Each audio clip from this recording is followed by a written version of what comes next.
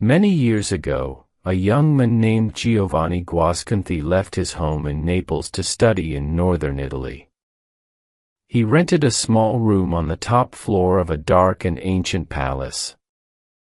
Long ago, the building had belonged to a noble family. Now an old woman, Signora Elisabetta, rented its rooms to students at the University of Padua. Giovanni's room had a small window.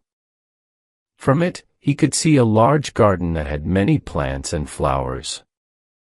"Thus the garden belonged to you?" he asked Signora Elisabetta one day. "Oh no," she said quickly. "That garden belongs to the famous doctor, Giacomo Rappaccini. People say he uses those plants to make strange kinds of medicine. He lives in that small brown house in the garden, with his daughter Beatrice." Giovanni often sat by his window to look at the garden. He had never seen so many different kinds of plants. They all had enormous green leaves and magnificent flowers in every color of the rainbow. Giovanni's favorite plant was in a white marble vase near the house. It was covered with big purple flowers. One day while Giovanni was looking out his window, he saw an old man in a black cape walking in the garden. The old man was tall and thin. His face was an unhealthy yellow color. His black eyes were very cold. The old man wore thick gloves on his hands and a mask over his mouth and nose. He walked carefully among the plants, as if he were walking among wild animals or poisonous snakes. Although he looked at the flowers very closely, he did not touch or smell any of them. When the old man arrived at the plant with the big purple flowers, he stopped. He took off his mask and called loudly, "Beatrice, come help me." "I am coming, Father." "What do you want?" answered a warm young voice from inside the house. The young woman came into the garden. Her thick dark hair fell around her shoulders in curls. Her cheeks were pink and her eyes were large and black. She seemed full of life, health, and energy as she walked among the plants. Giovanni thought she was as beautiful as the purple flowers in the marble vase. The old man said something to her. She nodded her head as she touched and smelled the flowers that her father had been so careful to avoid. Several weeks later, Giovanni went to visit Pietro Valian, a friend of his father's. Professor Valian taught medicine at the university. During the visit, Giovanni asked about Dr. Rappaccini. "He is a great scientist," Professor Valian replied, "but he is also a dangerous man." "Why?" asked Giovanni. The older man shook his head slowly. "Because Rappaccini cares more about science than he does about people. He has created many terrible poisons from the plants in his garden. He thinks he can cure sickness with these poisons. It is true that several times he has cured a very sick person that everyone thought would die. But Rappaccini's medicine has also killed many people. I think he would sacrifice any life, even his own, for one of his experiments." "But what about his daughter?" Giovanni said, "I'm sure he loves her." The old professor smiled at the young man. "So he said, you have heard about Beatrice Rappaccini. People say she is very beautiful. But few men in Padua have ever seen her. She never leaves her father's garden." Giovanni left Professor Valian's house as the sun was setting. On his way home, he stopped at a flower shop where he bought some fresh flowers. They returned to his room and sat by the window. Very little sunlight was left, the garden was quiet. The purple flowers on Giovanni's favorite plant seemed to glow in the evening's fading light. Then someone came out of the doorway of the little brown house. It was Beatrice. She entered the garden and walked among the plants. She bent to touch the leaves of a plant or to smell a flower. Rappaccini's daughter seemed to grow more beautiful with each step. When she reached the purple plant, she buried her face in its flowers. Giovanni heard her say, "Give me your breath, my sister. The ordinary air makes me weak, and give me one of your beautiful flowers."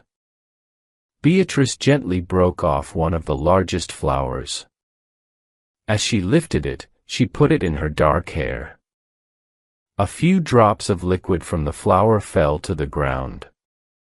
One of the drops landed on the head of a tiny lizard, calling near the feet of Beatrice. For a moment, the small animal twisted violently. Then it moved no more. Beatrice did not seem surprised. She sighed and placed the flower in her hair. Giovanni leaned out of the window so he'd see her better. At this moment, a beautiful butterfly flew over the garden wall. It seemed to be attracted by Beatrice and flew once around her head. Then the insect's bright wings stopped and it fell to the ground dead. Beatrice shook her head sadly. Suddenly, she looked up at Giovanni's window. She saw the young man looking at her. Giovanni picked up the flowers he had bought and threw them down to her. "Young lady," he said, "were these flowers as a gift from Giovanni Gascote?" "Thank you," Beatrice answered. She picked up the flowers from the ground and quickly ran to the house. She stopped at the door for a moment to wave shyly at Giovanni. It seemed to him that his flowers were beginning to turn brown in her hands. For many days, the young man stayed away from the window that looked out in Rappaccini's garden. He wished he had not talked to Beatrice because now he felt under the power of her beauty. He was a little afraid of her, too. He could not forget how the little lizard and the butterfly had died. One day, while he was returning home from his classes, he met Professor Balian on the street. "Well, Giovanni," the old man said, "have you forgotten me?" Then he looked closely at the young man. "What is wrong, my friend? Your appearance has changed since the last time we met." It was true. Giovanni had become very thin.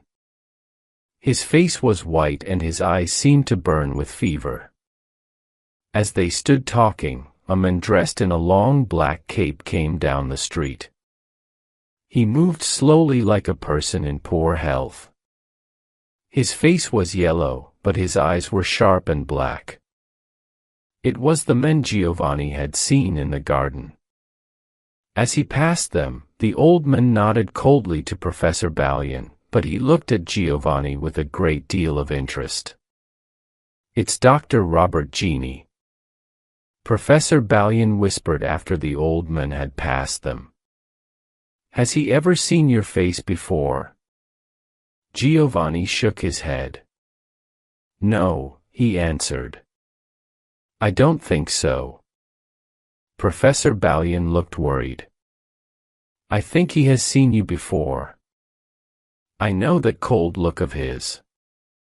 He looks the same way when he examines an animal he has killed in one of his experiments. Giovanni, I will bet my life on it. You are the subject of one of Rappaccini's experiments." Giovanni stepped away from the old man. "You are joking," he said. "No, I am serious." The professor took Giovanni's arm. "Be careful, my young friend. You are in great danger." Giovanni pulled his arm away. "I must be going," he said. "Good night." Mr. Giovanni hurried to his room. He felt confused and a little frightened. Señora Lisogretta was waiting for him outside his door. She knew he was interested in Beatrice. "I have good news for you," she said. "I know where there is a secret entrance into Rappaccini's garden." Giovanni could not believe his ears. "Where is it?" he asked. "Show me the way." He went in. The plants all seemed wild and unnatural. Giovanni realized that Rappaccini must have created these strange and terrible flowers through his experiments. Suddenly, Rappaccini's daughter came into the garden. She moved quickly among the flowers until she reached him. Giovanni apologized for coming into the garden without an invitation, but Beatrice smiled at him and made him feel welcome. "I see you love flowers," she said. "And so you have come to take a closer look at my father's rare collection." While she spoke, Giovanni noticed a perfume in the air around her. He wasn't sure if this wonderful smell came from the flowers or from her breath. She asked him about his home and his family. She told him she had spent her life in this garden. Giovanni felt as if he were talking to a very small child. Her spirit sparkles like clear water. They walked slowly through the garden as they talked.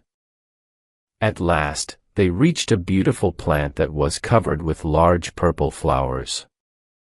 He realized that the perfume from those flowers was like the perfume of Beatrice's breath, but much stronger. The young man reached out to break off one of the purple flowers, but Beatrice gave a scream. That went through his heart like a knife. She caught his hand and pulled it away from the plant with all her strength.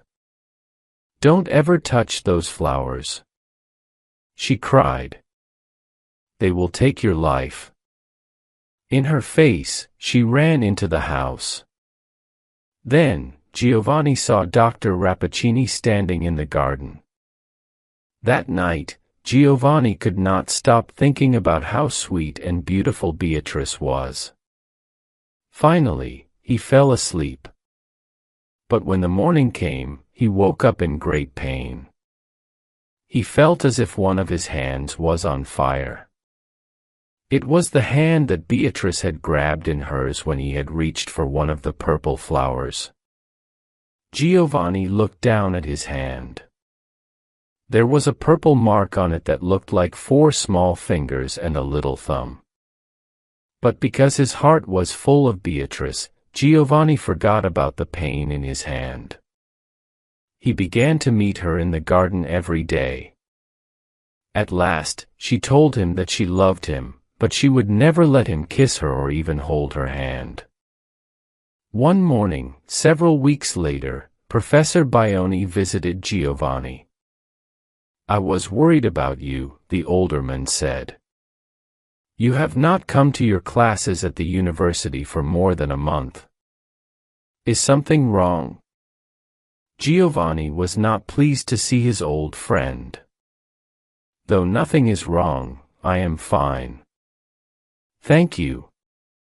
He wanted Professor Baioni to leave. But the old man took off his hat and sat down. "My dear Giovanni," he said, "you will stay away from Rappaccini and his daughter. Her father has given her poison from the time she was a baby. The poison is in her blood and on her breath. If Rappaccini did this to his own daughter, what is he planning to do to you?" Giovanni covered his face with his hands. "Oh my God!" he cried. "Don't worry," the old man continued. "It is not too late to save you, and we may succeed in helping Beatrice too. Do you see this little silver bottle? It holds a medicine that will destroy even the most powerful poison. Give it to your Beatrice to drink." Professor Baioni put the little bottle on the table and left Giovanni's room. The young man wanted to believe that Beatrice was a sweet and innocent girl. And yet Professor Bione's words had put doubts in his heart. It was nearly time for his daily meeting with Beatrice. As Giovanni combed his hair, he looked at himself in a mirror near his bed. He could not help noticing how handsome he was. His eyes looked particularly bright, and his face had a healthy warm glow. He said to himself, "At least, her poison has not gotten into my body yet."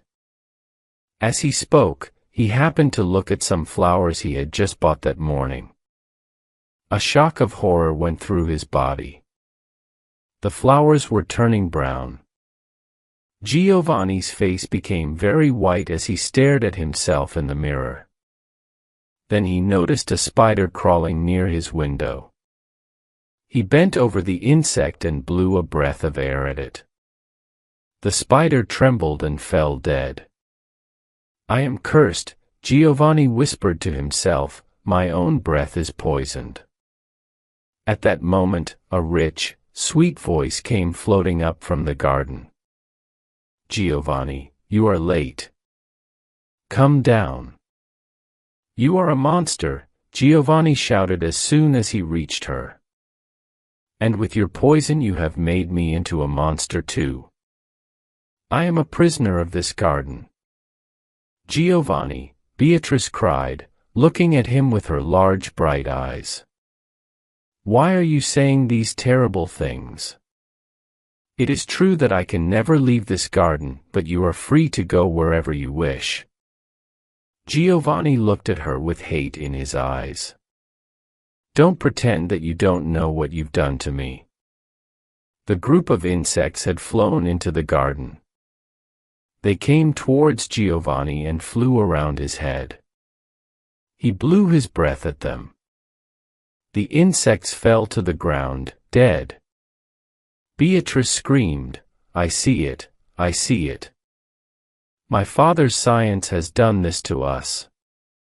Believe me, Giovanni, I did not ask him to do this to you. I only wanted to love you." Giovanni's anger changed to sadness.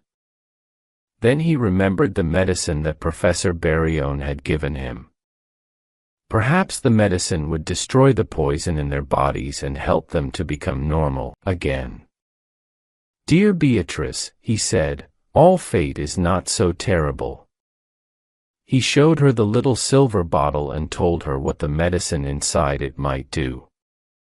"I will drink first," she said.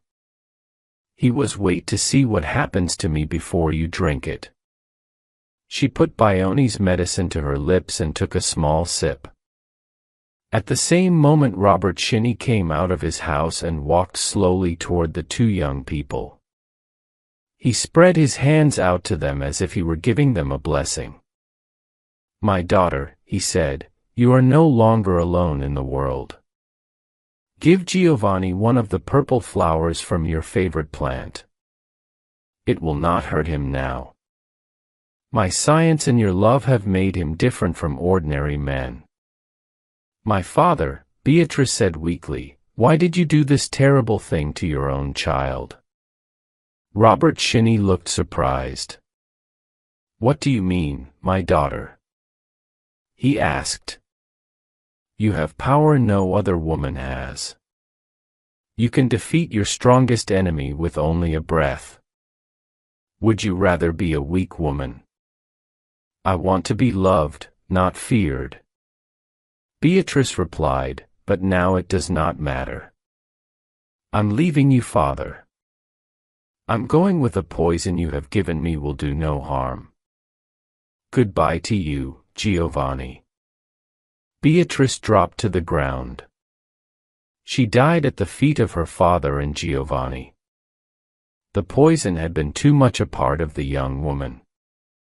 The medicine that destroyed the poison destroyed her as well.